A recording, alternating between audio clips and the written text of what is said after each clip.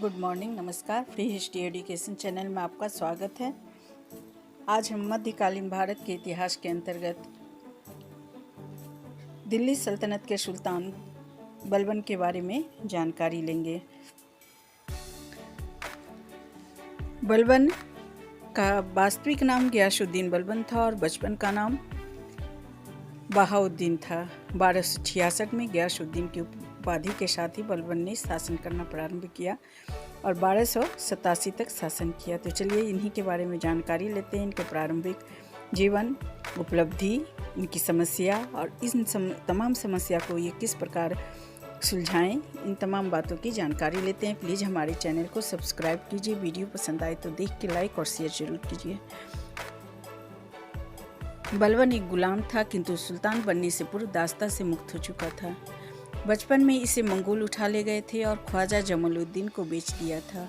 1232 में बलबन को दिल्ली लाया गया, जहां इल्तुतमिश ने ग्वालियर विजय के बाद बलबन को खरीद लिया था और उसकी योग्यता से प्रभावित होकर बलबन को 1233 में तुर्कान ने चहलगामी का सदस्य बना दिया और खासदार पद दिया।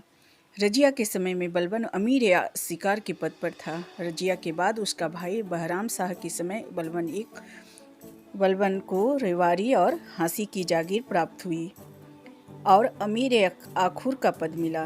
बहराम शाह की मृत्यु के बाद मसूद शाह गद्दी पर बैठा। बलबन को इस समय अमीर हाजिम का पद मिला, जो बहुत ही महत्वपूर्ण पद था। मसूद शाह कमजोर सुल्तान था और इस समय बलबन ने अपनी शक्ति को काफ़ी बढ़ा लिया था। मसूद शाह को मध्यकालीन भारतीय इतिहास में कठपुतली शासक के रूप में जाना जाता है। इस समय मंगोल का आक्रमण हुआ था, बलबन ने उसे पराजित किया। इससे बलबन की प्रतिष्ठा काफ़ी बढ़ गई थी। कुछ समय में मसूद शाह को कैद कर जेल में डाल दिया गया, जहां मसूद शाह की मृत्यु हो गई।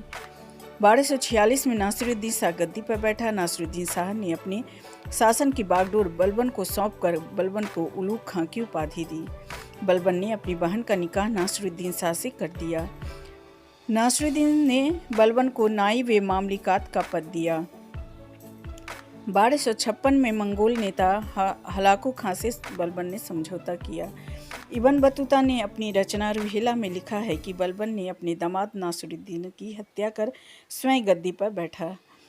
फिरदौसी के रचना शहनामा में बताया गया है कि बलबन ने अपने को अफरासियाब वंश का बताया था।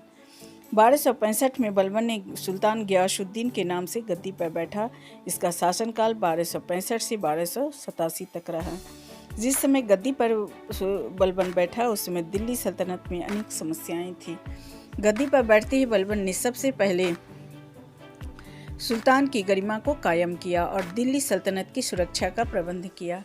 बलबन निरंकुश शासन चाहता था, इसलिए सबसे पहले उसने इल्तुतमिश द्वारा बनाए गए चहलगामी दल 40 तुर्क सरदारों के दल को नष्ट कर दिया। चालीसा दल की शक्ति को बलबन जानता था। ये काफ़ी शक्तिशाली समूह थे और सत्ता में दखल देते रहते थे। स्वयं बलबन भी पहले इस चालीसा समूह का इल्तुतमिश द्वारा सदस्य बनाया गया था। ये चहलगामी दल राजा के विरुद्ध षड्यंत्र भी किया करते थे। अतः बलबन ने इसकी शक्ति को तोड़ना चाहता था, अतः वह चालीसा दल को नष्ट कर दिया। बलबन कुरान के नियमों को शासन व्यवस्था का आधार मानता था। उसके अनुसार सुल्तान पृथ्वी पर ईश्वर का प्रतिनिधि है। सुल्तान को ईश्वर से शक्ति मिलती है, अतः उसके कार्यों की जांच नहीं होनी चाहिए। सुल्तान का पद ईश्वर के समान होता है।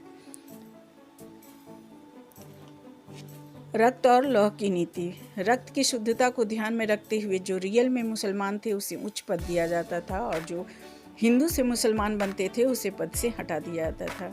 दूसरे इतिहासकारों ने कहा है बलबन हिंदू राज्यों के दमन के लिए रक्त और लौह की नीति अपनाई थी।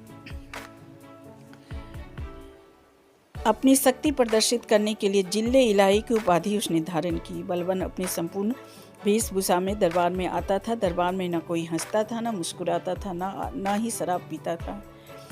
निम्न लोगों के साथ दूरी रखता था, उच्च कोटि के लोगों से बातें करता था, उन्हें उच्च पद पर रखता था। नीच और छोटी जाति के लोगों से घृणा करता था। उसे देखकर बलबन को गुस्सा आता था। बलबन जानता था कि सुल्तान की प्रतिष्ठा में वृद्धि किए बगैर सत्ता को मजबूत नहीं किया जा सकता है। अतः बलबन ने राजत्व के सिद्धांत का सिद्धांत दिया। शासक की व्यक्तिगत प्रतिष्ठा में वृद्धि की गई। बलबन हमेशा नंगी तलवार लेकर अंगरक्षकों के साथ चलता था ताकि भय पैदा हो सके। दरबार में गंभीर रहने के साथ ही व्यक्तिगत प्रतिष्ठा पर इससे बल मिलता था। ईरानी पद्धति पर आधारित परंपराओं की शुरुआत उसने की। सिजदा पैबोस प्रथा की शुरुआत की गई। सिजदा प्रथा के अनुसार भूमि पर लेटकर सुल्तान का अभिवादन करना था और पैबोस प्रथा में सुल्तान के चरणों को चूमना होता था। जो ऐसा नहीं करता था उसे मृत्युदंड दिया जाता था।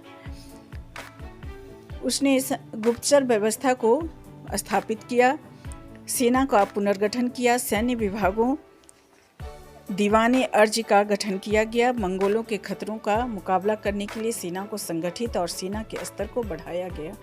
सेना के वेतन को बढ़ाया गया। प्रशिक्षण और संचालन करने के लिए रणनीति बनाया गया।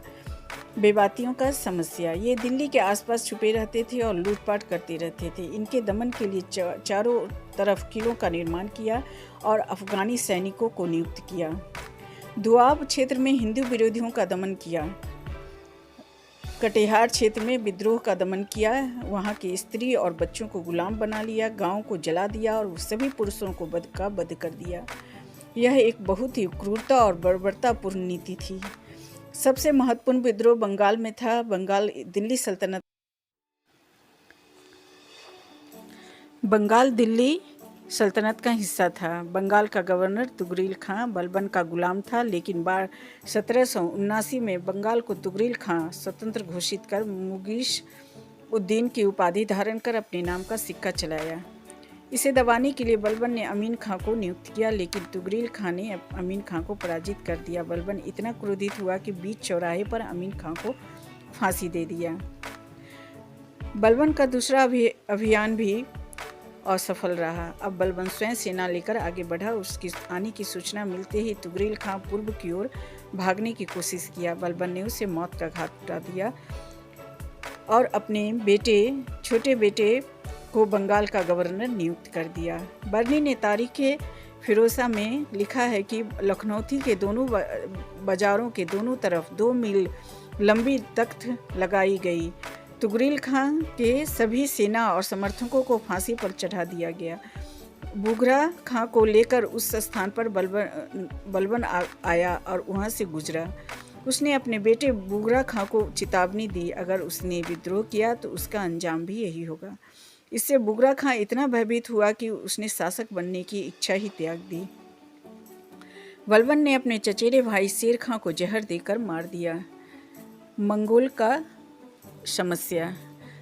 का समस्या शुरू से ही दिल्ली सल्तनत में बना रहता था। मंगोल आक्रमण पश्चिम सीमा पर होता रहता था। इससे निपटने के लिए सीमा पर किलों की एक पंक्ति बनाई गई। 1285 में मंगोलों ने तैमूर खां के नेतृत्व में मुल्तान पर आक्रमण कर दिया। इससे बलबन का पुत्र मुहम्मद मंगोलों से लड़ता हुआ मारा गया। इस आघात से 1 वर्ष के अंदर ही 1287 में बलबन की मृत्यु हो गई। बलबन फारसी रहन सहन को अपनाया और ईरानी त्यौहार नौरोज को धूमधाम से मनाया। अब हम बलबन के शासन और बलबन के मूल्यांकन करते हैं। बलबन का शासन निरंकुश और अत्याचार से भरा हुआ था, लेकिन बलबन ने दिल्ली सल्तनत को सुदृढ़ किया। रजिया के विरुद्ध षड्यंत्र में बलबन भी शामिल था। जब शासक बना तो अपनी शक्ति को बढ़ाने के लिए उसने चालीसा दल को खत्म कर दिया। इस आधार पर बलबन को एक निरंकुश शासक कहा जा सकता है। अपने को खलीफा के समकक्ष रखने लगा था। उसने बदायूं के गवर्नर मलिक बकबक को जनसाधारण के सामने कोरों से पीटा। बलबन एक क्रूर और अत्याचारी शासक का परिचय दिया। फिर भी बलबन का शासन प्रतिष्ठा, न्याय और सत्ता पर आधारित था। बाह्य आक्रमण को उसने रोका और आंतरिक आक्रमण का दमन किया। थैंक्स। प्लीज़ हमारे चैनल को सब्सक्राइब कीजिए। वीडियो देख के पसंद आए तो लाइक जरूर कीजिए। थैंक्स।